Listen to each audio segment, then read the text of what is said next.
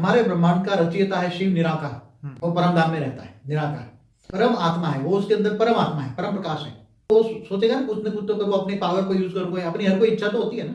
तो उसने सोचा मैं ब्रह्मांड की रचना करूं, तो वो पहले निराकारी से आकारी बना और शिव ने फिर अपने अंदर से संकल्पों द्वारा शक्ति निकाली, शिव शक्ति बने। इस शिव शक्ति ने अर्धनार्य स्वरूप ने संकल्पों से विष्णु को बनाया, विष्णु ने अपने अंदर से लक्ष्मी को बनाया। लक्ष्मी नारायण का कंबाइंड रूप है विष्णु, चार भुजा। विष्णु के नाभि से ब्रह्मा निकला। अब ब्रह्मा ने संकल्पों द्वारा सप्तर्षि बनाए, 7 ऋषि बनाए, जो 7 ऊपर 7 तारे है ना वो सप्तर्षि। और सप्तर्षियों ने फिर अपने जैसा संकल्पों द्वारा परम पुरुष बनाए। जो रचना बनाएंगे तो पहले अपने जैसे ही बनाएंगे ना। तो सप्तर्षि भी उनकी बॉडी परम तत्वों की थी और आत्मा परम प्रकाश की थी। फिर सप्तर्षियों ने फिर जैसे जो भी रचना करते गए, 7 लोक बनाए उन्होंने, मगर वो शुरू में परम तत्वों की बॉडी थी। इनको हम हाई क्वालिटी परम पुरुष कहेंगे। तो उस समय पृथ्वी नहीं थी, मतलब उसी टाइम पृथ्वी की जरूरत नहीं थी ना। अच्छा, जरूरत ही नहीं थी, क्योंकि परम तत्वों की जब बॉडी हो, परम तत्वों की दुनिया हो, तो धरती की जरूरत कैसे पड़े। सबको ये लगता है कि पृथ्वी पे आके ये सप्तर्षि बनाए या ना ना ना, ऐसा नहीं। फिर परम पुरुष जब गिर गए, बहुत संकल्प बहुत रचना की इन लोगों ने, तब आत्मा की एनर्जी तो डाउन होती है ना। उसको फर्श की जरूरत नहीं थी, फर्श बना पृथ्वी की जरूरत नहीं थी। फिर धीरे धीरे परम पुरुष जो फरिश्ता थे वो धीरे धीरे परम तत्व, 3 परम, परम आकाश, परम वायु, परम अग्नि के बने थे उसकी बॉडी। ठीक है। फिर बाद में धीरे धीरे उसकी आत्मा की पावर लॉस होती गई, इसलिए परम तत्व धीरे धीरे 3 तत्वों में कन्वर्ट हो गए।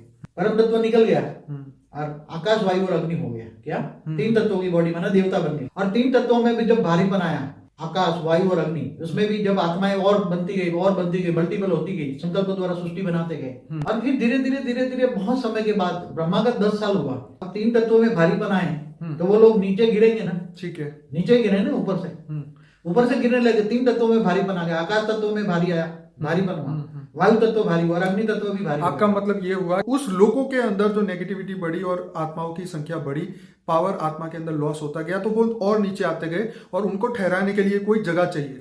तो पहले ये धरती, पहले ऐसे देखा जाए तो ये स्थूल 5 तत्वों की आज जो दिखती इतनी भारीपन नहीं थी, हल्के 5 तत्व थे। कैसे?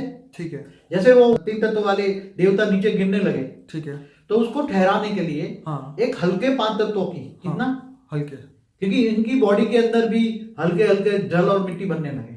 ठीक है, तो धरती पर हल्के जल और मिट्टी हल्का था। क्या था पहले?